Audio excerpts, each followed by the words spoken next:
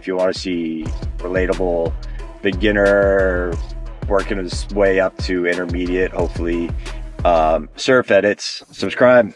This is your channel. No matter what happens, I could have no subscribers. I'm still going to make the videos because I enjoy doing it. I enjoy surfing. I enjoy watching my progress or lack of progress. So going to still do it either way, but it'd be cool to kind of share it because I wish that I had a channel like this so that I didn't think every time I went out there I was failing, because that's what it was like in the beginning. I always just thought that I was failing. There wasn't anyone that I could relate to going through that same process, especially at my age.